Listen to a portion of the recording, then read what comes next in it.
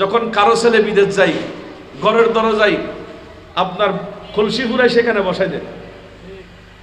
আপনাদের এখানে আছে কিনা জানি না, আমাদের চট্টগ্রামে অ্যাভেলেবেল হয়ে গেছে। কিভাবে এগুলো কি বলো যে বড় কলসি দেখে গেলে সেই বড় আসবে, আর যদি খালি দেখা যায় খালি আসবে।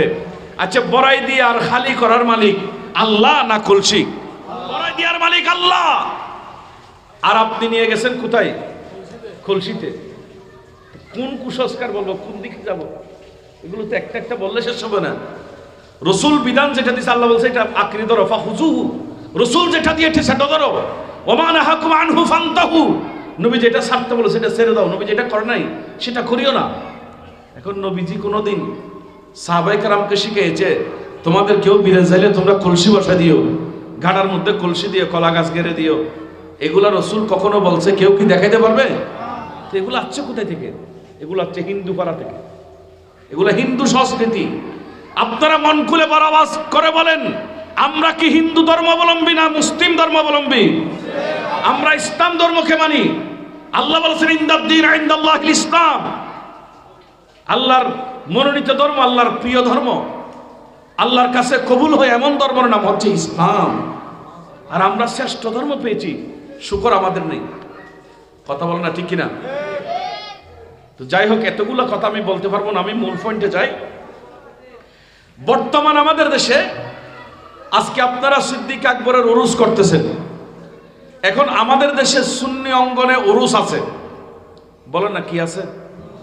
কিন্তু আমরা কথা না করে ওয়াজ কিনা পর্যন্ত কি আছে যে শেরে বাংলা রহমতুল্লাহের বছরে কি হয়, গৌসুল আজম মাইজভান্ডারের বছরে কি হয়, এভাবে শাহিন শাহী সিরকুটের কি হয়, শাহিন শাহী আদালত শাহে আমানতের কি হয়, আছে না? আছে না? শাহজালাল এমিনের উরুস হয় না? এগুলা সুন্নিরা করে নাকি বদমাযহাবিরা করে? বড় করে বলেন না। এখন এই উরুস করাটা কি, এটা নিয়েও আমরা প্রশ্নবিদ্ধ হচ্ছে। উলামায়ে কেরাম বিভিন্ন জায়গায় বাতেলারা প্রশ্ন করতেছে উরুস করা এটা বেদাত। কথা বলেন না, ঠিক কিনা? আজকে যে আবু বকর সিদ্দিকের উরুস করতেছেন, এটাকেও বেদাত ফতোয়া দেবে কয়েকদিন পর। এটা বের হয়ে গেছে। হুজুর, এই উরুস প্রথা আসলো কিভাবে? এটা কি হাদিসে আছে? কারণ আল্লাহ তো বলেছেন মা আতাকুমুর রাসূলু ফাহুযুহু। নবী যেটা ধরতে বলেছে সেটা ধরো, নবী যেটা ধরতে মানা করেছে সেটা ধরিও না। এখন রাসূল কি উরুস করেছে বা করতে বলেছে এরকম কি কোনো প্রমাণ আছে? হ্যাঁ, উরুসের কথা স্বয়ং আমার নবীর হাদিসে পাকের মধ্যে আছে। আর একটু বড় করে বলতে হবে। উরুস শব্দটা আরবি, বলো না, উরুস শব্দটা কি? উরুস এটা আরবি শব্দ। এটা সহিহ তিরমিজির 1071 নম্বর হাদিস থেকে এসেছে। সেখানে আল্লাহ রাসূল বলেছেন নাম কানৌমাতিল আরুস। এই আরুস থেকে হয়েছে কি? উরুস। উরুস মানে বিবাহ শাদী। উরুস মানে কি? বিয়ে শাদী হন না, হন না। উরুস শব্দের অর্থ কি? বিয়ে শাদী। আর দেশত বিয়ে শাদী হয়ে দে, বিয়ে হয়ে দে, বাংলা বিয়ে হয়, ফার্সি এবং উর্দুর মধ্যে বেড়ে শাদী হয়, আর এর মধ্যে উরুস বা আরুস এই শব্দ ব্যবহার করে আরবি হলে। হুজুর, এখন এই হাদিসের মতন আসছে কিভাবে? হয়তোবা বিয়ে শাদী অর্থ কেন নিলেন? দুলা দুলহান, নতুন স্বামী নতুন স্ত্রী, বিয়ের পর যখন দুইজন বাসর রাতে দেখা হয় তখন প্রেমিক এবং প্রেমাস্পদ বহুদিনের কাঙ্ক্ষিত যৌবনের চাহিদা বহুদিন পর যখন দেখা হয়, দুইজন রাত কোথায় চলে যায় গল্প করতে করতে, আর খবর থাকে না। সকালবেলা এমন ঘুম দে, আপন ভাই ডাকতে যায় না, আপন মা তাদের রুমে ডাকতে যায় না, আপন বাবা তাদেরকে ডাকে না, এমনকি ঘরের কেউ ডাকে না। শুধুমাত্র স্বামী স্ত্রীকে ডাকে আর নতুন স্ত্রী স্বামীকে ডাকে, এছাড়া আর কেউ ডাকতেও যায় না, এদেরকে আরামে থাকতে দে। তো সেজন্য বিবাহ সাথে এটা আরজ কেন বলা হয়? বলে একজন আল্লাহর ওলি যিনি সারাটা জীবন আমার নবীর সুন্নত দ্বারা, আমার নবীর আদর্শ দ্বারা নিজের জীবনকে সাজিয়েছে। হাঁটার সময় নবী, চলার সময় নবী, বসার সময় নবী, খাওয়ার সময় নবী, কথা বলার সময় নবী, ঘুমার সময় নবী, পাঁচ ওয়াক্ত নামাজের সময় নবীর আদর্শকে চর্চা করতেন। নবী ছাড়া আর কিছু বুঝতেন না। তিনি যখন ইন্তেকাল করেন তখন ওনার কবরের মধ্যে একটা প্রশ্ন করা হয়, মা কুনতা তাকুলু ফি হাযার রাজুল, এই মুতি ব্যক্তি, তুমি তো নবী নবী করে কবর এসেছো, এখন বলো তোমার কবর এটাকে। একটু বড় করে বলেন না। প্যারা হাজরিন, একজন মুমিন কবরে যাওয়ার সাথে সাথে আবার একজন কাফের হয়ে মরল ওনার কবরের মধ্যে, আল্লাহ বলে সেখানে আমাদের নবীকে হাজির করবেন। রাসূল করিম হাজির হওয়ার পর মুনকার নকির ফেরেশতা এক যুগে প্রশ্ন করবে, ও মৃত্যু ব্যক্তি, সারাটি জীবন তুমি যে নবীর আদর্শ বাস্তবায়ন করেছ, আজকে তোমার সামনে সে নবীকে হাজির করা হয়েছে, এবার তোমরা বলো মা কুনতা তাকুলু ফি হাযার রাজুল, তোমাদের সামনে এই দাঁড়িয়ে আছে ব্যক্তিটাকে একটু চিনো কিনা? তোমরা এই ব্যক্তিকে একটু চিনো কিনা? যখন কোন আল্লাহর ওলি কবরে চলে যায় তখন উত্তর দেবে, ও মুনকার নকির সরো, যে নবীর জন্য আমার 63 বছর হায়াত আমি নবীর আদর্শ বাস্তবায়ন করেছি, যে নবীর কথা আমি জিন্দেগির প্রতি মুহূর্তে ভেবেছি, প্রতিটা জায়গার মধ্যে ভেবেছি, আজকে সেই নবীর দিদার হয়েছে, আমাকে বিরক্ত করো না, একটু নবীর সাথে আলিঙ্গন করার সুযোগ দাও, নবীর সাথে কথা বলার সুযোগ দাও। এই কথা বলতে দেরি নাই, আমার আল্লাহর নির্দেশে মুনকার নকির 2 জন ফেরেশতা এক যুগে বলবে, ও আল্লাহর ওলি, আপনি যখন নবীকে চিনে ফেলেছেন আজকে আর কোনো প্রশ্ন হবে না। নম কানৌমাতিল আরুস, তার মানে নতুন দুলা দুলহান, নতুন জামাই এবং নতুন বধূ, নববধূর দাম্পত্য জীবন যেভাবে শুরু হয়, বাসর রাতে যেভাবে আরামে থাকে, তোমরা নবী যখন চিনছ আজকে কবরে নতুন দুলা দুলহানের মতো থাকো। বড় করে বলুন না সুবহানাল্লাহ। সেদিনটা আরামের দিন হয় ওলি আল্লাহদের জন্য। যেদিন ইন্তেকাল হয়েছে, এটা রাসূলের দিদার হয়েছে, খুশির দিন হয়। ওই খুশির দিনকে উদযাপন করা, এটাকে বলা হয় ওরস। কথা বলেন, এটাকে কি বলা হয়? বড় করে বলবেন না। তাহলে ওরস হাদিসে আছে। কথা বলেন না, ওরস কোথায় আছে? হাদিসে আছে। এটা রাসূলে পাক দত্ত ফাহুজুহু বলেছেন, এটা ফাহুজুহুর মধ্যে আছে। এখন প্রশ্ন, হুজুর এখানে একটা কথা মনে রাখবেন, আমরা সুন্নিদের আকীদা নবী হাজের নাজের, বলেন না নবী কি? আবার আমাদের দেশের কিছুর বাইরা আমার নবীকে হাজের নাজের বললে বলে শিরিক। কেন?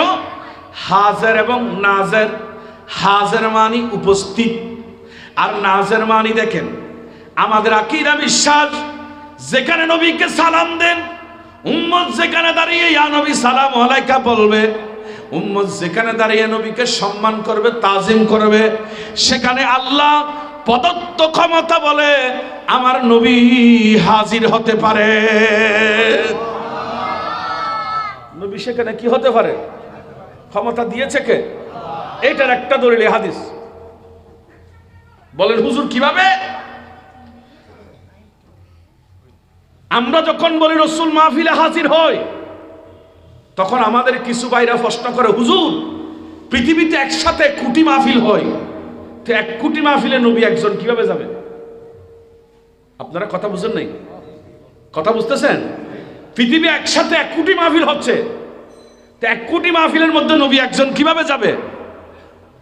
এখন আমি আমার ভাইয়ের কাছে প্রশ্ন রাখলাম, আপনি কি নবী কবরে আসবে কথা মানেন? সুবহানাল্লাহ বলুন না। নবী যে কবরে আসবে কথা আপনি মানেন? বলছে এটা তো মানতে হবে, যেটা হাদিস আছে। এবং হাদিস তো হাদিস, এই হাদিসের উসুল হাদিস দেখলাম, আমাদের সুন্নি আলেমেরও, কওমি মাদ্রাসার আলেমেরও সবাই স্বীকার করেছে এটা আমার নবীর সহিহ হাদিস। আর একটু বড় করে বলতে হবে, বলেন না কি হাদিস? তো আচ্ছা, সহিহ হাদিস হলে নবী কবরে আসবে এটা মানেন? বলো যে হুজুর মানি। তো পৃথিবীর মধ্যে শুধু কি একজন মানুষ মরে, নাকি একসাথে লক্ষ মানুষ মরতে পারে? কি ভাই, হাটহাজারী থানার মধ্যে থেকে একদিনে 210টা একসাথে মারা যায়। তো এইভাবে একটা থানা যদি এরকম হয়, একটা দেশে কতগুলো হয়, একটা পৃথিবীতে কতগুলো মানুষ মারা যায়। একই টাইমে যদি কোটি মানুষের কবরের ভিতর রাসূল একই টাইমে যেতে পারে, তো মাটির নিচে যদি একই টাইমে হাজির হওয়ার ক্ষমতা আল্লাহ ওনাকে দেয়, মাটির উপর একই টাইমে মাহফিলে হাজির হওয়ার ক্ষমতা আল্লাহ রাসূলকে দান করেছে। কথা বলেন ঠিক কিনা? এগুলো বুঝবে কে? এখন প্রশ্ন, হুজুর কবরের নবী আসে না নবীর ছবি দেখাই? আপনি যদি এটা বলেন তাহলে এই গ্রামারের কায়দাটা কোথায় নেবেন? এখানে কি বলেছেন রসুলের ব্যাপারে? ফেরেশতা বলেছে মা কুনতা তাকুলু ফি হাজার রজুল। তো হাজা এটা আসমায়ে ইশারা লিল করিব বইন। এখানে উলামায়ে কেরাম আছেন। আরব দেশত ইশারা আছে না নাই? ওমায় মানসিক নামাত আছে। যদি ফুসার করি ওয়া খতিব সা পড়ে, খতিব কোন ইবে না দেখা না দেনা ওই এই এই এই হইলি খাসে বুঝলি এবার আরবি থদে হাজা। আর যদি হয় মতল্লিশা পড়ে হদে ওই ওই মানে দূরে, এবারে হদে আরবি জালিকা আসমাই ইশারা লিল বরিদ দুরুর্গ, আর খাসরগ হদে আসমাই ইশারা লিল করিব। এডে ফুসার করতে হাজার রজুল কবরের ভিতর আর নবী দূর ন তাকিব, আর নবী বলে কবরের ভিতর মইয়তুর একদম সামনে তাকিব। তো ছবি দেখাই বুঝে না ব্যক্তি বুঝে? ব্যক্তি বুঝে। রজুল মানে ছবি ন, রজুলুল আরবি ছবি ন, রজুলুল আরবি ব্যক্তি। তো ব্যক্তি এখন হয়তো ব্যক্তি বলছে আর নুরানি নবী বড় করে হন না সুবহানাল্লাহ। রজুলুল আরবি ছবি ন। প্যারা হাজিরিন, একসাথে যদি আমার নবী 1 কোটি মানুষ 1 লক্ষ মানুষের কবরে আসতে পারে, এই হাদিস দ্বারা মশালা সাবেত হলো আমাদের 1 লক্ষ মাহফিলও আমার নবী আসার ক্ষমতা রাখে। আর নবীকে এই ক্ষমতা দান করেছে আমার আল্লাহ। সৈয়দি আলা হযরত আসিমুল বরকত মুসাদ্দেদে দ্বীন মিল্লাত শাম্মের সাদত ইমাম আহমদ রেজা খাঁ ফাজলে বেরলভী, উনি হাদিসের দরজ দিয়ে অবস্থায় হঠাৎ করে দাঁড়িয়ে গেলেন। দাঁড়ানো অবস্থায় হাদিস পড়াচ্ছে দীর্ঘ সময়, 1-2 ঘন্টা নাও, দিনের অর্ধাংশ পড়াই ফেললেন। ছাত্ররা দরজ শেষে জিজ্ঞাসা করলো, হুজুর আপনি মাঝখানে দাঁড়িয়ে গেলেন, দীর্ঘক্ষণ দাঁড়িয়ে দাঁড়িয়ে আপনি হাদিস পড়াচ্ছেন, কারণ কি? বলল বাবারে তোমরা তো দেখতেছো আমি ইমাম আহমদ রেজা হাদিস পড়াচ্ছি আমাকে, আর আমি ইমাম আহমদ রেজা যখন ইমামে বুখারীর কিতাব আবু আব্দুল্লাহ মুহাম্মদ ইবনে ইসমাইল বুখারী যে কিতাব লেখার সময় 2 রাকাত নামাজ পড়ে আমার নবী রওজা আতাহারের মধ্যে নবীর সাথে কথা বলে বলে লিখেছেন, ওই হাদিস যখন আমি ইমাম আহমদ রেজা পড়ানো শুরু করি, আমি যখন এটা পাঠ করা শুরু করি, ক্বালা রাসূলুল্লাহ সাল্লাল্লাহু আলাইহি ওয়াসাল্লাম বলা শুরু করি, তখন আমি আমার চোখে দেখি আমার সামনে ওই মদিনাওয়ালা নবী বেরোলতে আমি আলা হযরতের সামনে হাজির হয়ে যাই। আলা হযরতের মতো সবজুরাও না, তুমিও রাসূল দেখবে। ইমামে মালিক রাহমাতুল্লাহ আলাইহি ওনার বাড়ি হলেন মদিনায়। জীবনে শুধু ফরজ হজ করার জন্য মদিনা থেকে একবার মক্কা শরীফ গিয়েছে, আর যান নাই। উনি যখন হাদিস পড়াতেন, একদিন হাদিসের দরজ চলতেছে, এমন টাইমে একটা বিচ্ছু ওনার শরীরের মধ্যে আঘাত করলো। ইমামে মালিক রাহমাতুল্লাহ আলাইহি ওনার পুরো শরীর আপনার হলুদ হয়ে গেল। ছাত্ররা কেউ কিছু বলতেছে না, উনিও হাদিস পড়াচ্ছেন। দরজ যখন শেষ হয়ে গেল, ছাত্ররা জিজ্ঞেস করলেন, হুজুর শুয়ে পড়লেন, হুজুর আপনার চেহারা তো খারাপ হয়ে গেছে, আপনার কি সমস্যা হয়েছে? বলে বাবা আমি যখন হাদিস পড়াচ্ছি একটা বিচ্ছু এসে আমাকে কামড় দিয়েছে। মদিনা শরীফ তখন এত আবাদ ছিল না, আরো অনাবাদী ছিল, তখন আমাকে বিচ্ছুর কামড় দিয়েছে। তো হুজুর আপনি উঠেন নাই কেন? বলে আমি যখন তোমাদেরকে হাদিস পড়াচ্ছি আমি দেখতেছি আমার দয়াল নবীর সামনে হাজির, আর আমি ইমামে মালিক রসুলকে দেখে দেখে হাদিসের দরজ দিচ্ছি, সেজন্য আদবের আপনার সুই আদব হবে, আদবের খেলাপ হবে, সেজন্য আমি রসুলের সামনে থেকে নড়ি নাই, কারণ আমার আল্লাহ নবীকে হাদিসের দরজের সামনে আসার ক্ষমতা দান করেন। বড় করে বলুন না সুবহানাল্লাহ। আরে এটা তো কিতাবের কথা। আপনাদের হাটাজারি যেটা বড় মাদ্রাসা আছে,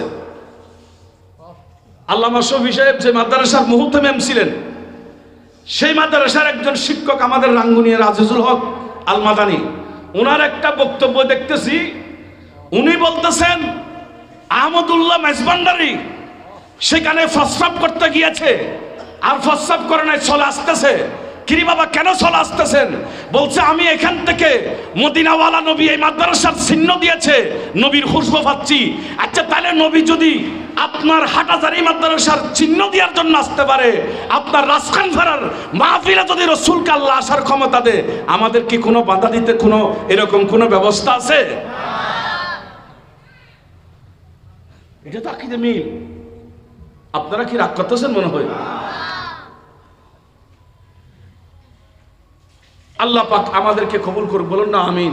এখান থেকে অনেক মাসালা বের হয় হাদিস থেকে। যাই হোক, আমার মূল পয়েন্ট ছিল উরুস এটা জায়েজ। হুজুর এটা কি রসুল করেছে? এটা কি নবীর জীবনে কোনোদিন উরুস করেছেন? এটার কি কোনো প্রমাণ হাদিস বা কোরআনের মধ্যে আছে? বা আপনি যে কথাটা বলেছেন এটার মাধ্যমে তো আমরা উরুস বুঝলাম না, এটার মাধ্যমে আমরা শব্দ পেয়েছি, কিন্তু বাস্তব উরুস হানেফি মজাহাবের শ্রেষ্ঠ ফতোয়ার কিতাব ফতোয়ায়ে শামী প্রথম খণ্ড জিয়ারতুল কুবুর অধ্যায়ে এই হাদিসটা আপনি পাবেন।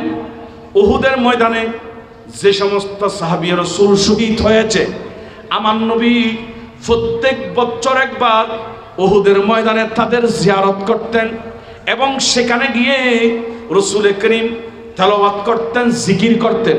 সাহাবায়ে কেরামের আমলের মধ্যে বিশেষ করে আবু বকর সিদ্দিকের আমলের ছিল ওয়া খুলাফাউ আরবাতু হাকাযা কানু ইয়াফআলুনা, রাসূল যেভাবে করেছেন সেভাবে আবু বকর সিদ্দিকও প্রত্যেক বছর উহুদের ময়দানে যেতেন, ফারুক আযম প্রত্যেক বছর যেতেন, আপনার উসমানে গনি যুন্নুরান প্রত্যেক বছর যেতেন, এবং দেখা যাচ্ছে মাওলা আলী মুশকিল কুশা প্রত্যেক বছর যেতেন। বছরে একবার উরুস করা, বছরে একবার বুজুর্গদের স্মরণ করা, এটা স্বয়ং রসুলের পাক সহ এবং নবীজির ওই 7 জন মনোনীত একজনের পর একজন খলিফাতুল মুসলিমিন 7 জনের আমলের মধ্যে পাওয়া যায়। এরও আল্লাহর ওলির উরুস করেছে। বড় করে বলুন না সুবহানাল্লাহ। এটা হলো উরুসের বৈধতার একটা প্রমাণ। এখন আসেন, সুন্নি আলেমেরা উরুসকে বৈধ দিয়েছে, আর আমাদের কিছু সুন্নি ভাই সেটার আসলত্বকে বিলুপ্ত করে সেখানে অসংখ্য গুনাহকে জড়ায় ফেলছে। কথা কন না? অনেক গুছাইতে লিখুন শুনলাম। গৌসুল আজম মেজবান্ডারি বড় ওলি, আমাদের মাথার তাজ, ইমামে শেরে বাঙ্গালা, আমাদের মাথার তাজ, আমাদের মুরব্বী, আমাদের আকাবের হুজুর শাইন শাহী সিরকুট, আমাদের আকাবের শাহে জালাল রহমতুল্লাহ আলাইহি, আমাদের আকাবের, ওনারা আমাদেরকে কি শিক্ষা দিয়েছে আর আমরা কোথায় আছি? এই যে উরুসকে কেন্দ্র করে আমার ভাইরা আজকে কোথায় যাব, কি ওয়াজ করব? আমি তো ওয়াজের পরোয়া করে কোথাও যাই না। আমি ঘর থেকে বের হওয়ার সময় নিয়ত করি অন্ততপক্ষে উম্মতকে একটা গুনাহ থেকে হলে বাঁচানোর চেষ্টা করব। ডোম বাড়া করে যে উরুসে ডোল বাজাই, এই জিনিসটা কোথায় থেকে আসছে এটা আমার বুঝে আসে না। ডোল বাজানি আমরা গুছাইতে লিখুন ফোন লাগেন, ডোল আছে না? ডোল ডোল ডোলইবে যদি জায়েজ হয়, ঘন ঘন বুজুর্গের আমলের ডোল বাজাই জায়েজ আছে। আমরা যুক্তি দন খাজা গরিবে নামাজ ডোল বাজাই, তো খাজা গরিবে নামাজের ডোল বাজানি তো 90 লক্ষ মানুষ মুসলমানই, আর কেন বড় করে হন না তোমার আর দুর্বা জানাই তো 90 লক্ষ তো দূরের কথা একজনই কিনা সন্দেহ আছে। ডোল বাজান যদি আবাদত মনে করি, আমি আবাদত ধরে নিলাম, বুজুর্গদের আমল ধরে নিলাম, তো এটা বুজুর্গরা কোন সিস্টেমে ডোল বাজাইছে সেটা জানার দরকার আছে। এর আগে বুঝতে হবে ডোল বাজা জায়েজ, তো জায়েজ হলে এটা তো ইবাদত, বলেন না এটা কি বড় করে হন না? তো ইবাদত হলে কি শর্ত ইয়ান বজন্য করিব? কোরআন শরীফ আপনি যেখানে যান সেখানে আছে ইয়া আইয়ুহাল্লাযীনা আমানু, এরপরে ওয়া আমিলুস সালিহা ইল্লাল্লাযীনা আমানু ওয়া আমিলুস সালিহা। দেখেন ওয়াদাল্লাহুল্লাযীনা আমানু ওয়া আমিলুস সালিহা, আল্লাহ প্রত্যেকটা আয়াতের মধ্যে আগে বলেছেন আমানু, তারপরে বলেছেন আমিলুস সালিহা। আমানু মানে আগে তুমি ঈমানদার হও, তারপরে আমলুস সালিহা মানে ভালো কাজ করো। এখন আমার প্রশ্ন বাইরে, আমার যদি ডোল বাজান আপনি ইবাদত মনে করেন, আমিও আপনার সাথে একমত পোষণ করলাম, এখন তো ডোল বাজানোর জন্য আগে ঈমান আনতে হবে, বুঝছেন না? মাথা থেকে ডোল বাজাবার লাগে কি আনা করিব বড় করে হন না? তো ডোমে জিবে ডোল বাজাই, এত জিবে ডোল বাজাই, এটা কি ঈমানদার না বেঈমানদার?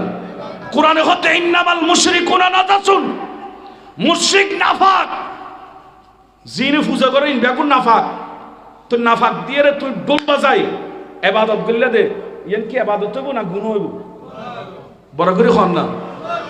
ব্যান ফাটিবে কি এন্দুনে মুসলমান, তো ইন্দি কিলে ডোল বাজাত দে, ই কি উরুস? শেরে বাংলায় এই উরুস শিখি দে ব্যান ফাটির ডোল বাজাই, খন কিতাবত খন বর্ণনা গৌসুল আজম মাইজবান্ডারি ব্যান ফাটিতে ডোল বাজাই, খন বর্ণনা কেউ দেখাইতে কেন? আর গুসই ইনফাল লাগেন ইবাদত ইয়ান করিবার লাগে কি শর্ত? বুঝছেন না? মাথাকে ঈমান কর না, আগে কি শর্ত? বিয়ারিং ফাটি যদি ডোল বাজাইতে চাই তলি শর্ত দেওয়া বিয়ারিং ফাটি হল আগে ব্যাগুন কলমা ফরিব, তোরা কেমন ফরিব? মুসলমান ফরিব, তো তুমি ডোল বাজাইতে পারিবে দে। আমরা কি গুসইতে লিখুন না? হন জবানাত কুসস কাল্লো ওয়াজ গুজু উরুস একখানে ইবাদত ইয়ানো তোন লাগা দি আরা হড়া যাই কি হারা কইম দুঃখর কথা। আচ্ছা আরেকখান খন কাউলি ফরন আরা জানি দি কাউলি মানে হামদনাত অথবা অলিয়লার মানকাবাত ফরন, আল্লাহ তারিফ রাসূলুর তারিফ, অলিয়লার জীবনী আলোচনা করেন ছন্দ ছন্দে, এগুলোর হইতে মানকাবাত, অথবা আরব দেশত কাউলি হলে আমরা বালা চিনি, তো কাউলিয়েন মানকাবাত ফরনেন বালাখান ইয়েন ইবাদত, আল্লাহ তারিফ করেন ইবাদত, রাসূলুর দরুদ শরীফ পড়েন ইবাদত, রাসূলুর সালাসিবাত বর্ণনা করেন ইবাদত, ওলিয়ার সুন্দর সুন্দর জীবনী তুলি ধরেন ইয়েন ইবাদত। তো ইবাদত করিবাল্লাই আগে কি শর্ত? এসে তারা সূত্র বলি কি ইবাদত করিবাল্লাই কি শর্ত? তো এখন শিমুলশীল রমলশীল শীষের তামা ঢালাই এগুন ব্যাকুরানি গান গাইতে লিখুদে, এগুন কি ইমানদার না মুশরিক? তো এখন আর উরুসি আনি হড়রে যেত আর উরুস তো জায়েজ ইবাদত, কিন্তু ইবাদত হলো আর কি মিয়ে ফেলায় গুনাহ হয় না, বড় করে হয় না, কি মিশ্রিত করছি গুনাহ মিশ্রিত। মুশরিক দি বলে ডোল বাজানি, মুশরিক দি বলে গান গাওনি, তো এই তো জানা দে খদা আয় এনে চলিত ফেতন্য আর যদি খনকগর বাবার ফাঁস ধরি বাবারে ব্যবসার ভন্য বানাই, তার ফকেট তাসাগরের, তার মানে মুসলমান হলের দুঃখদের, আর আরা মুসলমান হল আমাতত ইমানারের খবর নাই, কথা কর না ঠিক কিনা?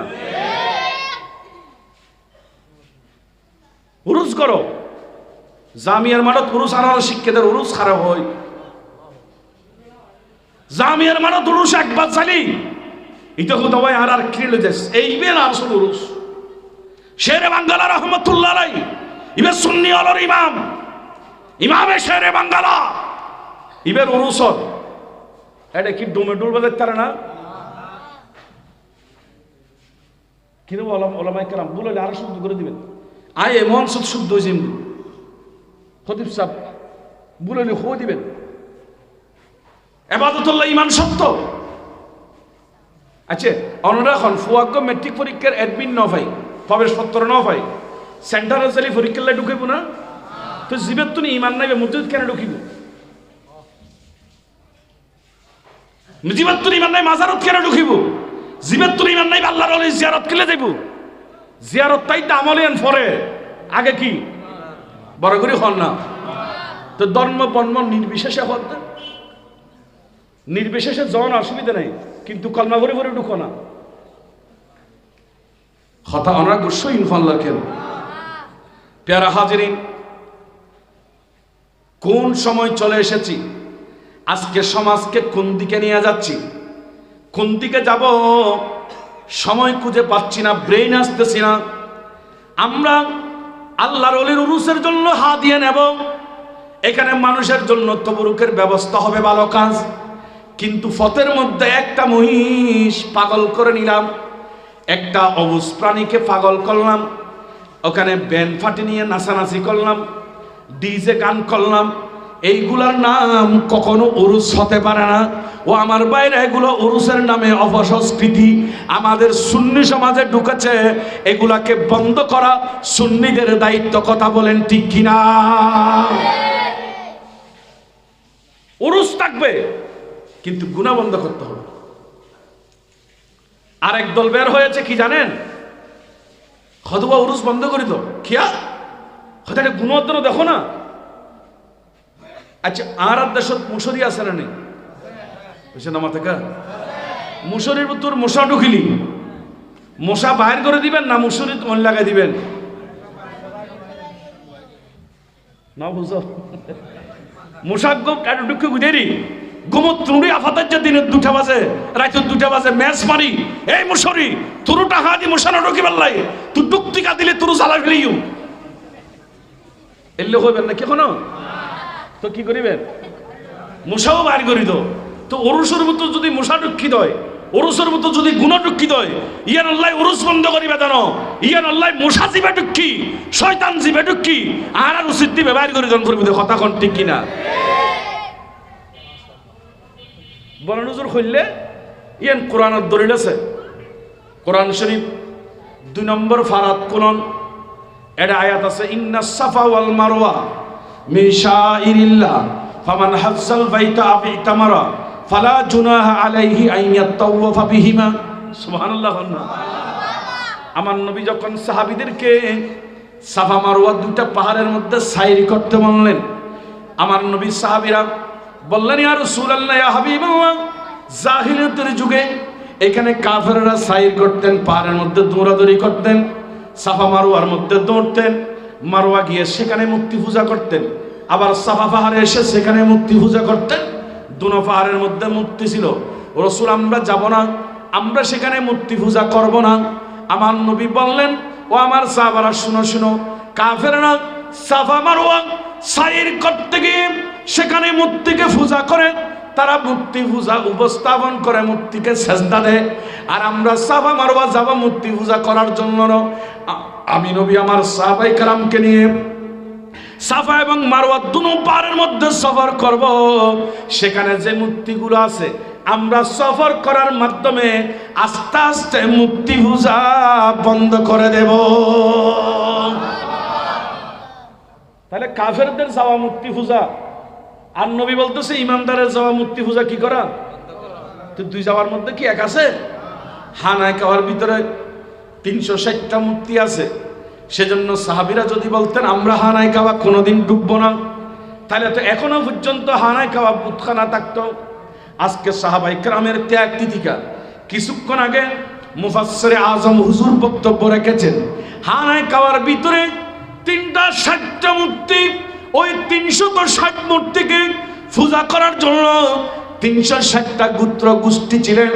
এরা ক্রমান্বয়ে এক এক গোষ্ঠী এক একটাকে পূজা করতেন, এক একটাকে তারা আপনার মানতেন, একজনের খোদাকে আরেকজন মানতেন না, একজনের খোদাকে আরেকজন মানতেন না, এদের মধ্যে দূরত্ব ছিল, সেজন্য 360টা মূর্তি হয়েছে। আর রাসূল পাকের সাহাবায়ে কেরাম বললেন, কাফের মুশরিক বেদিনেরা আল্লাহর ঘরকে পূজা করে নাফাক করতে যাবে, আর আমরা ঈমানদার আল্লাহর ঘরের মধ্যে প্রবেশ করব ওই ঘরকে মূর্তি পূজা থেকে রক্ষা করার জন্য। তো যারা বলে উরুসে গুনাহ হচ্ছে আমরা যাব না, আমি তোমাদেরকে বলবো তোমরা তো উরুসকে যারা দিতে চাচ্ছ এটা শুদ্ধ হবে না। তুমি যদি ওলি আল্লাহর মহব্বতকারী হও তাহলে বলতে হবে হুজুর আমরা উরুস করব কোরআন তেলাওয়াত দিয়ে, উরুস করব মিলাদ মাহফিল দিয়ে, উরুস করব খতমে বুখারী দিয়ে, উরুস করব আল্লাহর জিকির দিয়ে, উরুস করব ভক্ত মুরিদানদের তবরুক দিয়ে। কিন্তু সেখানে যদি গুনাহ হয়, সেখানে যদি অমুসলিমেরা এসে নাটক করতে চায়, আমরা সেগুলো বন্ধ করে দেব। কথা বলেন না ঠিক কিনা? এই কাজটা তো তোমরা করো না। ফতোয়ায়ে শামী কিতাবুল কারাহিয়ার মধ্যে কাওয়ালি করতে হলে সেখানে লিখেছেন হানিফি মযহাবের বিশ্ববিখ্যাত ফতোয়ার কিতাব, সেখানে লিখেছেন 6টা শর্ত আছে। বলেন না কয়টা শর্ত? আমরা কি রাগ করতে লিখুন হল্লা উগ্র কাওয়ালি গাইবেন নাই, এবং কাওয়াল হওয়ার জন্য সেখানে কাওয়ালি গাল শোনার জন্য 6টা শর্ত আছে শরীয়তের মধ্যে। বললে এই 6টা শর্ত ফিল আপ করতে পারলে তোমার জন্য কাওয়ালি জায়েজ। হুজুর শর্ত কি কি? 1 নম্বর, মস্তিষ্কের মধ্যে অপ্রাপ্তবয়স্ক ছেলে থাকতে পারবে না, নাবালেগ কোনো ছেলে কাওয়ালির মজলিসে বসা যাবে না। এটা আমার কথা নয়, ফতোয়ায়ে শামী থেকে আমি কথাটা বলতেছি। এখানে দেখেন আমাদের হানিফি মযহাবের বিশ্ববিখ্যাত কিতাব, এই কিতাব সবাই মানে, আমাদের আলিয়া মাদ্রাসা জামিও পড়াই, আবার কওমি ভাইদের হাটহাজারী মাদ্রাসা বড় মাদ্রাসার মধ্যে পড়াই।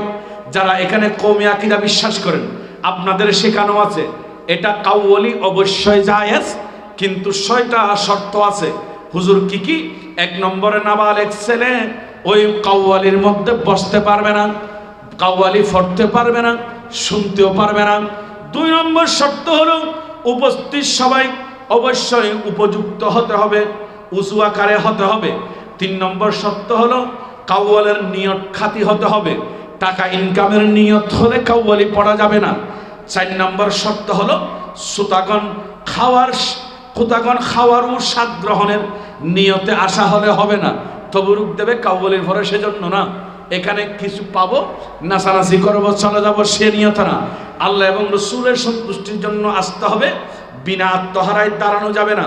কাওয়ালি শুনতে শুনতে আত্মহারা হতে হবে, এবং গানগুলো শরীয়ত সম্মত হতে হবে। কেমন আত্মহারা হতে হবে? আত্মহারার অবস্থা বর্ণনা করতে গিয়ে বললেন উনি বলেন এমন আত্মহারা যদি ওনার গায়ে তলোয়ার চালায় ওনার হুঁশ থাকবে না। ইয়াতবা একজন মানুষ কাওয়ালিতে বসলে 7 দিন যদি খানা না খায়, 7 দিন যদি উপবাস থাকে, ওনাকে যদি খানার জন্য একদিকে ডাকে, কাওয়ালির দিকে একদিকে ডাকে, তাহলে উনি খানার দিকে যাবে না, কাওয়ালির দিকে চলে যাবে। বুঝতে হবে উনি কাওয়ালির আহাল, উনি কাওয়ালির উপযুক্ত। 7 দিন খানা খায় নাই এ কথা পর্যন্ত যিনি ভুলে যায় উনি হচ্ছে কাওয়ালি শোনার এবং কাওয়ালি পরিবেশন করার উপযুক্ত ব্যক্তি। বড় করে বলুন না সুবহানাল্লাহ। এই শর্ত আছে না? জায়েজ জায়েজ করতো, শর্ত ফিল আপ করো। আমি কথা বুঝতে পারছি? আজকে কোথায় চলে যাচ্ছে আমার ভাইরা? এই উরুস জায়েজ, আবু বকর সিদ্দিকের উরুস করতেছেন, বহু জায়গার মানুষ খবর নাই। আমরা এ বাবা সে বাবার উরুস করি, অবশ্যই আল্লাহর ওলির উরুস করবেন, কিন্তু আবু বকর সিদ্দিক এটা এমন একজন আল্লাহর ওলি, সমস্ত মানুষের মধ্যে নবীদের পরে আমার নবী বলেছেন আফদালুন নাসি বাদাল আম্বিয়া, সমস্ত নবীদের পরে মানুষদের মধ্যে সর্বশ্রেষ্ঠ মানুষ আবু বকর সিদ্দিক, সর্বশ্রেষ্ঠ ওলি আবু বকর সিদ্দিক, সর্বশ্রেষ্ঠ মুসলমান আবু বকর সিদ্দিক, সর্বশ্রেষ্ঠ দানবীর আবু বকর সিদ্দিক, সর্বশ্রেষ্ঠ ইসলামের জন্য বীর হলেন আবু বকর সিদ্দিক। এই আবু বকর সিদ্দিকের অনেকগুলো উপাধি আছে। উনি দ্বীনের জন্য নবীর জন্য ফেদা ছিলেন, আমার নবী ছাড়া কিছুই বুঝতেন না। আবু বকর সিদ্দিককে আমার নবী বড় মজলিসে সাহাবায়ে কেরামের সামনে বলে দিলেন, আমাকে যদি কোনো সাহাবীর মাল সবচাইতে বেশি উপকার দেয় এটা হলো আবু বকর সিদ্দিক। শোনার সাথে সাথে আবু বকর সিদ্দিক ফাবাকা, কান্না শুরু করলেন, দুনো চোখ দিয়ে পানি পড়তেছে, ইয়া রাসূলুল্লাহ আমি সবচাইতে বেশি দান করেছি, আপনি কেন সাহাবীদের সামনে বলে দিলেন? ও আমার ভাইরা, আমরা তো দান করি, মসজিদ মাদ্রাসার মধ্যে একটা ফ্যান দিলে 3 ফাঁকার মধ্যে 3 বার নাম লিখে দিই, এটা অমুকে ফ্যান দিয়েছে, 3 ফাঁকায় 3 বার লিখে, 4টা ফাঁক থাকলে 4 বার লিখি। কিন্তু আবু বকর সিদ্দিক ওনার লক্ষ লক্ষ টাকা দান করার পরও আমার নবী যখন বললেন আবু বকর সিদ্দিকের দান আমাকে সবচেয়ে বেশি উপকৃত করেছে, আবু বকর সিদ্দিক ফাবাকা, আবু বকর সিদ্দিক রাদিয়াল্লাহু তাআলা আনহু উনি কান্না শুরু করলেন, কেঁদে কেঁদে বলতেছে, ইয়া রাসূলুল্লাহ আমার দানের কথা কেন বললেন? কারণ আমি আবু বকর আপনি নবী, এবং আমার সমস্ত সম্পদ, টাকা পয়সা, বাড়িঘর, আমার যা কিছু আছে ওই সবগুলোর মালিক আমি আপনাকে বানায় দিয়েছি। ওনার উরুস করবেন না কার উরুস করবেন? এই উরুসগুলো জায়েজ, কথা বলেন না, এই উরুস কি? আপনারা আমার কথায় রাগ করতেছেন? বলছেন ব্যতিক্রম ধর্মী ওয়াজ করলেন আপনি, এটা কি ওয়াজ? সময় এসেছে বড় বড় আলেমেরা বলতে হবে, এখন না বললে জাতি খারাপের দিকে চলে যাচ্ছে। আজকে আমাদের ইয়ং জেনারেশন বুঝতেছে উরুস মানে ডিজে গান বাজানো, উরুস মানে রাস্তায় রাস্তায় মহিষ গরুকে পাগল করা, উরুস মানে নাচি নাচি কাউলি ভরা। কথা বলেন না ঠিক কিনা? গৌসুল আজম মাঝভান্ডারীর অবদান অস্বীকার করতে পারবো না। উনি তো এটা তো অলি বানানোর ফ্যাক্টরি, ইমাম শেরে বাংলা বলেছেন। তো উনি কি ওনার জীবনে ডোম দিয়ে ডোল বাজাইছেন? তা আপনারা কেন বাজাচ্ছেন? আল্লাহ আমাদেরকে বুঝার তৌফিক দান করুক, বলুন আমিন। উরুসের বিপক্ষে আমরা নই, একেবারে সমস্ত দরবারের শাহজাদাগণ, সমস্ত দরবারের আওলাদগণ, সৈয়দজাদাগণ আমাদের মাথার তাজ, আমরা মাথায় রেখেছি। কিন্তু বন্ধুরা, ভাইয়েরা, আমার অলি আল্লাহদের আওলাদে পাকেরা, আপনাদের কদমে বিনয়ের সাথে আবেদন, আপনারা অনতিবিলম্বে উরুসের সাথে যে গুণাগুলো জড়িত হয়েছে আপনারা চাইলে সেগুলো বন্ধ করতে পারবেন। কথা বলেন ঠিক কিনা? এই কথার সাথে আপনারা কে কে একমত আছেন? হাত তুলে আল্লাহকে দেখান। আল্লাহু আকবার।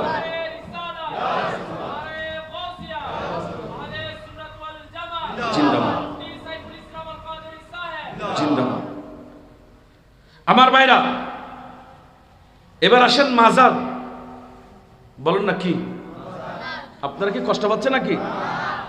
আমাদের দেশে একটা কথা আছে, হুজুর মাজার বানানো কি জায়েজ আছে? হ্যাঁ, মাজার বানানো শরীয়তের মধ্যে জায়েজ আছে, তবে জাত্তার মাজার ন। অনেক উৎসই ভালো লাগেন, লাইলের মা, খালাদার মা, বিলকিসের মা, ডলির মা, ঠলির মা, সব মধ্যে কি ফজর তুলি মাজার বানাবলি আছে না নাই? অনলার হাট হাজারি ন তাইলো চট্টগ্রামত এভেলেবল গিয়েবি মাজার হার বানাইম ইয়ে ন জানি ফইলে বানা দিয়ে মাজার নি, তারপরে বানা দিয়ে এটা বাজার।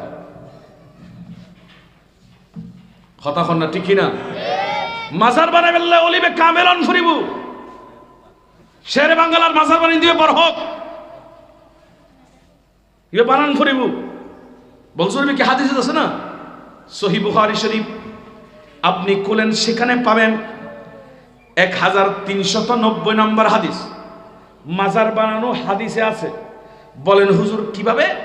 আমি আপনাদেরকে দেখাই। বুখারী শরীফ যখন খুলবেন, বাবু মা জা ফি কবরিন নবী সাল্লাল্লাহু আলাইহি ওয়াসাল্লাম ওয়া আবু বকরি ওয়া উমারা, এই পরিচ্ছেদ আপনারা দেখেন।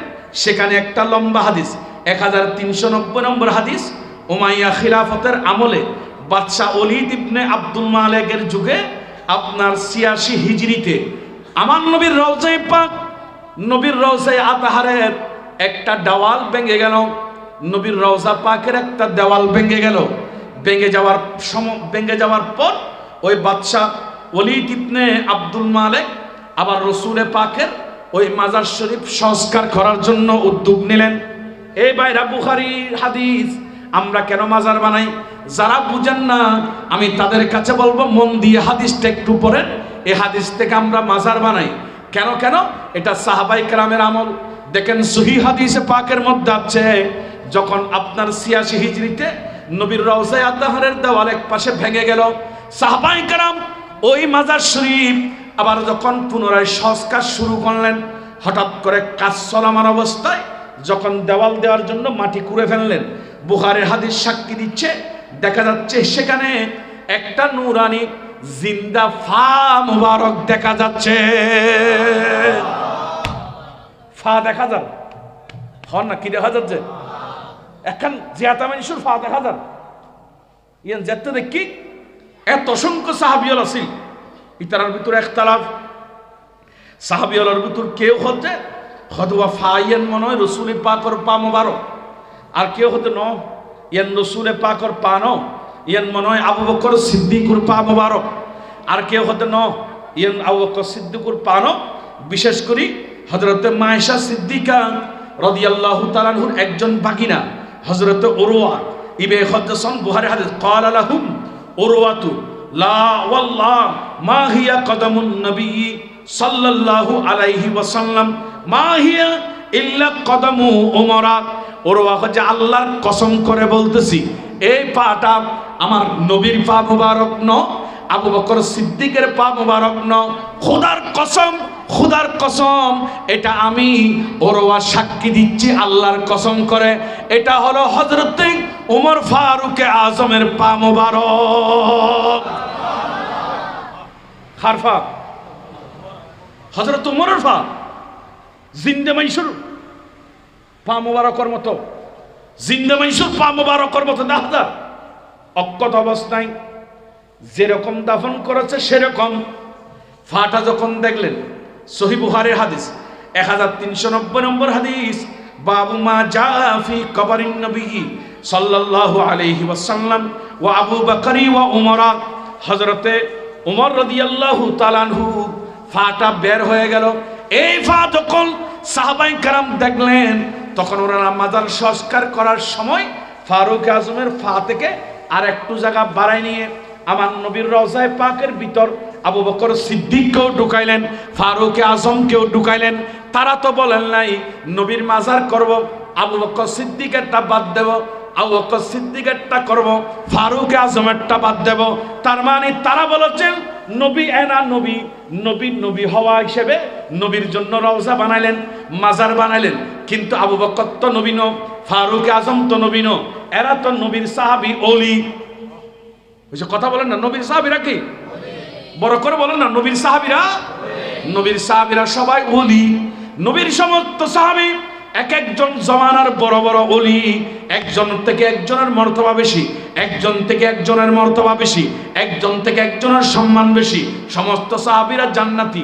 সাহাবীরা সিদ্ধান্ত নিলেন নবীর যেমন মাজার হবে, নবীর যেমন রওজা হবে, সাথে সাথে আমরা সিদ্দিক আকবরকেও নবীর রওজার ভিতর ঢুকাই ফেলবো এবং ফারুক আজমকে ঢুকাই ফেলবো।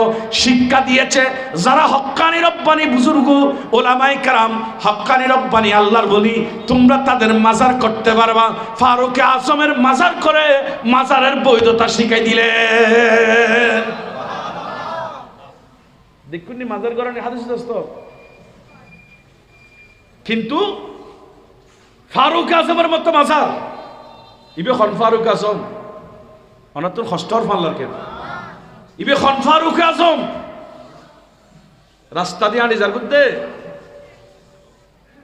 মদদি মদর বোতল লই মদ খায় ডুলি ডুলি আইতে ফারুক আজমের যাতে দেখি খদবুখিবে তো বহুত গরম দল্লিত বাদশাহ দিয়ে মারি ফেলিব, বেশি মারা মারিব তো বাচ্চুম কেন মদদি মনে মনে হতো হুদা আজ যদি ফারুক আজমের দ্বারা তুন বাঁচাই দো তোর জীবন তার কোনোদিন মদ খাইতেন ন ভিতরে ভিতরে তবা করে ফেলি। ফারুক আজম দেখিয়ে খদে কিন কিরে খদে হুজুর দুধ বুঝছেন না মাথা কি বড় করে খন না দুধ। আচ্ছা বোতলের ভিতর দুধ ছিল না মদ ছিল? কিন্তু ফারুক আজমের সামনে যখন ফারুক আজমকে শ্রদ্ধা করে সম্মান করে যখন দুধ বলেছে, আমার আল্লাহ বলতেছে ফারুক আজমকে সম্মান করেছো, ফারুক আজমের বয়স যখন অন্তর এসেছে, আমি আল্লাহর বয়স সেখানে আছে, আমি ওই বোতলের ভিতর মদ খেয়ে তোমার জন্য দুধ বানিয়ে দিলাম। যে ফারুক আজমের সামনে মদ দুধ হয়ে যায় এটা কেমন ফারুক আজম? ওটার জন্য না মাজার। তুমি এখন লাইলার মা খালাদার মা স্বপ্ন দেখি তুমি মাজার বানাইলে এটা হতো নয়। আমরা গুসো ইনফান লাগেন এফি শেফি মাজার হদের স্বপ্ন দেখার জিনিস ন, এর স্বপ্ন জিনিস ন। হন আল্লাহর ওলি যদি করে, হযরতে বাইজিদ বুস্তামি রহমাতুল্লাহর আস্থান আছে, এর শেরে বাংলার মতো বড় বড় বুজুর্গ হলে ইতারা কাশফের মাধ্যমে কশফুল কবুর করি জায়গা চিহ্নিত করছি রে আস্থানা ইয়ান জায়েজ ইয়ান কশফুল কবুর ইয়ান ইতারা কশফদি হড়ে কি আছে ইয়ান জায়ের চিহ্নিত করছি রে। কিন্তু আয় তুই লাইলার মা হালাদার মা চিহ্নিত করলি ইয়ান হইতো না। আর কি কথা বুঝতে পারছি না রে? ইয়ান তপকাবাক আছে বোধ কে আর প্রশ্ন করে হুজুর অনাইল্য হইলি ইয়ান তো স্বপ্ন, ইয়ান এলে স্বপ্ন ন, ইয়ান বাস্তব জায়গা যাই কশফের মাধ্যমে কশফুল কবুর করিয়ে রে ইয়ান চিহ্নিত করছি। কথা কন না ঠিক কিনা? আল্লাহ আনারে মুসিবত তৌফিক দাও। এলে বহু কথা সমাজত বহুত গুণ ছড়ি গিয়ে গই আর হিন ব্যাকিল্লে বসবাস করি ওরস কেন্দ্রিক যা গুণ আছে আল্লাহ তুই আর এই ব্যাগির তুই আর হেফাজত করো। আর হতু না আর কথায় কথায় কথায় মাজার ফুজুরি বুঝছা আছে না নাই?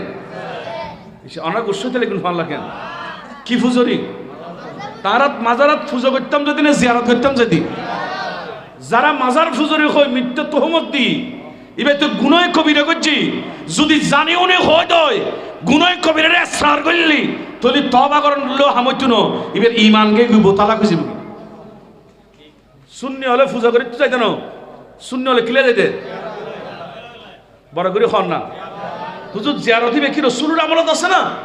রসুলের কি গত্যু হয় না? সহি ইবনে মাজাহ সন বড় সুন্দর চমৎকার ঘোষণা ইবনে মাজার হাদিস আপনার কামিল ক্লাস টাইটেল ক্লাসের মধ্যে পড়ানো হয়, কওমি মাদ্রাসায় দাওরায়ে হাদিস ক্লাসে পড়ানো হয়। সেখানে আপনি কুলেন 1571 নম্বর হাদিস হযরতে ইবনে মাসউদ রাদিয়াল্লাহু তাআলা আনহু বর্ণনা করলেন আন্না রাসূলুল্লাহি সাল্লাল্লাহু আলাইহি ওয়াসাল্লাম রাসূল করিম বলেন ক্বালা কুনতু নাহাইতুকুম আন জিয়ারাতিল কুবুরি। আমার নবী ইসলামের প্রথম যুগে সাহাবায়ে কেরামকে জিয়ারত করতে নিষেধ করেছেন। হুজুর কেন নিষেধ করেছেন? এই হাদিসের অনেক ব্যাখ্যা। কারণ সাহাবীরা মাত্র আপনার শিরিক থেকে বেঁচে মাত্র মুসলমান হয়েছে, ইয়াতবা সে সময় কাফের মুশরিক এবং মুসলমানদের কবরস্থান একসাথে ছিল। সেজন্য আমার নবী এটা কবর জিয়ারত করতে নিষেধ করলেন। যেই মুহূর্তে মুসলমানের কবরস্থান মুশরিকদের থেকে আলাদা হয়ে গেল, অন্যত্র হয়ে গেল, অন্য জায়গায় হয়ে গেল, সেই মুহূর্তে রাসূল নির্দেশ দিলেন ও আমার সাহাবীরা ফাজুরুহা ফাইন্নাহা তুজাহিদু ফিদ দুনিয়া ওয়া তুযাক্কিরু ফিল আখিরা। তোমরা এখন জিয়ারত করো। নবীর ডাইরেক্ট ঘোষণা ফাজুরুহা, তোমরা জিয়ারত করতে দেখো। কারণ জিয়ারত করলে দুনিয়া বিমুখ হবে, আখিরাতের স্মরণ তোমাদের চলে আসবে। দুনিয়া বিমুখ হবে মানে লোভ লালসা কমে যাবে, সম্পদের দান্দা কমে যাবে, চুরি কমে যাবে, ডাকাতি কমে যাবে। একজন মানুষ দৈনিক যদি একবার কবরস্থানে যায় অন্তরের মধ্যে ভয় সৃষ্টি হবে, আরে আমারও তো কবর দিতে হবে।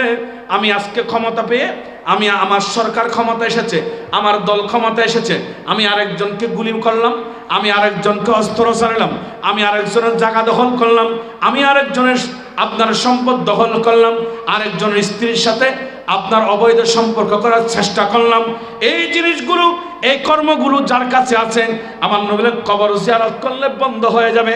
কারণ অন্তরের মধ্যেই তার দুনিয়ার মায়া ত্যাগ হয়ে যাবে, আখিরাতের ভয়ভীতি তার অন্তরের মধ্যে সৃষ্টি হবে। সেজন্য উম্মত তোমরা বেশি বেশি করে জিয়ারত করো। সুন্নিরা যে জিয়ারত করে এটা আমাদের মন গড়ানো, এটা নবী পাকের নির্দেশ। কথা বলেন ঠিক কিনা? জিয়ারত এটা তো রাসূলের নির্দেশ, নবীর নির্দেশ আমরা পালন করতেছি। আর তোমরা বলতেছ আমরা পূজা করতেছি। আল্লাহর বিচার বলে দুনিয়া তো আখিরাত তো। দুনিয়ার বিচার কি? জিনো আরা বছর আরারে পূজা হই, এবছর খোদায় আসা আসাই তারা পূজা করাই। কথা খনা সুন্নি খন আলেম যাই মন্ত্র বুঝছি না, ফুজত যাই সুবহানাল্লাহ হই না, আলহামদুলিল্লাহ আমাকে এবার ফুজতে আসতে পারছি, এটা সুন্নি কোন কি হই না। ওই যারা আঙারে মাজার ফুজরি হই, আল্লাহ কতে মাজারত অলি আল্লাহর সামনে যাই, মাথা নত গলিয়েন তো সারা যায়, কিন্তু খুদাল্লাহ শিরিক করে দে, মুক্তির সামনে মাথা নত করন, ইয়েন কোনদিন মুসলমানের সামান্য করে আল্লাহ কদিন তোমার দুনিয়ার শাস্তি দিয়ে দি, শূন্য আল্লাহ বিয়াদবি করছো দে, মাজার পুজো হই দে, তোমার আরে মুক্তি পুজো করা দি, কথা কন না ঠিক কিনা?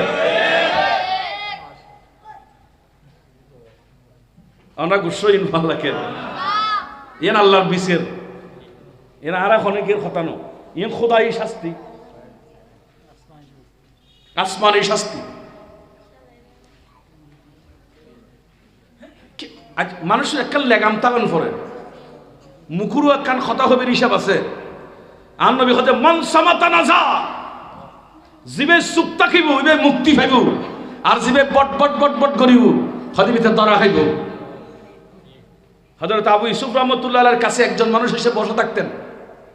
আবু ইউসুফ বলতেছে, এই আমি এত বড় ইমাম, আমার কাছে সারা দুনিয়া থেকে মানুষ এসে ফতোয়া নেন। আবু নূর মুহাম্মদ বশির সাচ্চা হেকায়েতের মধ্যে কথাটা নোট করেছেন, সম্ভবত পঞ্চম খণ্ডের মধ্যে, আমার যতটুকু খেয়াল পড়তেছে। আবু ইউসুফ রাহমাতুল্লাহ আলাইহি বলতেছে, এই শুনো, আমার কাছে পুরো দুনিয়া থেকে মানুষ এসে ফতোয়া নেয়, তুমি আমার খাদেমের মতো এখানে বসে থাকো, কোনোদিন একটা ফতোয়া তুমি জিজ্ঞেস করো না, কারণ কি? ওই বেশি মাত্রায় দুঃখ ফরদে কথাই করছি। হযরত আত্ম প্রশ্ন আছে, হতে কি প্রশ্ন? হযরত খনাকে রোজা রাখিলে ইফতার খরচ করিব, কেউ রোজা রাখলে ইফতার কখন করবে বলেন না? রোজা রাখলে তো হুজুর বলতেছে আতিমুস সিয়াম ইলাল্লাহ, যারা রোজা রাখবে তারা রাত আসা পর্যন্ত রোজাকে পূর্ণ করবে, রাতের আবাস সূর্য অস্ত গিয়েছে, এখন সে ইফতার করে ফেলতে পারবে। তো ওই বেকুবে হযরত কোনদিন যদি সূর্য না ডুবে তো ইফতার কেন করিব? হুজুর কদে বুঝছি তুই খ নম্বর মধুই এন, তুই খ নম্বরের মধুই নাই বুঝছি, কারণ যেদিন না সূর্য নডুফিব এদিন না তো কিয়ামত, এদিন না তোমার রোজা নাই, এদিন না রোজার হিসেব আছে দে, কিয়ামতের দিন আমল নাই, আমলের হিসেব আছে দে। তুই যেহেতু সূর্য নডুফিলি যে আর কোনো আমল নাই আর কই না পারো, তার মানে তুই মাতানো বুঝলাম তো তুই বেকুব, নমাতিবের আগে মনে করতাম তো তুই বহুত কিছু জানো, কথা কর না ঠিক কিনা? তো এগুলো আর আল্লাহ বিয়াদবি করি মাজার ফুজারি হই দে, আর তো সহ্য করছি সবর করছি, আল্লাহ কত দমল তুই তোর মাজার ফুজারি হই মিথ্যা অপবাদ দিওস, তোরা আই মূর্তি পূজা করাইম, কথা কর না ঠিক কিনা? দুনিয়ার মূর্তি পূজা করে মানে ইমান হারা যেতে লিখুদে, কাফের ওই খবর যেতে লিখুদে, মূর্তির সামনে গেই তো গেই আরোগ্য হয়ে বেলা দে খদ্দের রোজার পুজো এক, আরেকখানা বড় করে হন না, রোজত দে ইবাদত, ফুজত দে শিরিক, শিরিকের সবচাইতে বড় গুণ খোদার সমকক্ষ মনে করন, তো তুই শিরিক করলে ইবাদত হলো জিবে মিলে, এটা তো ডবল কুফরি করছি, কথা কন না ঠিক কিনা? ইমান আছে না কোন? তুই ইমান আছে না? খন গুজ্জু খন দলে গুজ্জু হইন হইজু যেবা যারা গুজ্জু তাড়াতাড়ি তওবা করি, জীবনও তার কোনোদিন নসাবে নিয়ত করব।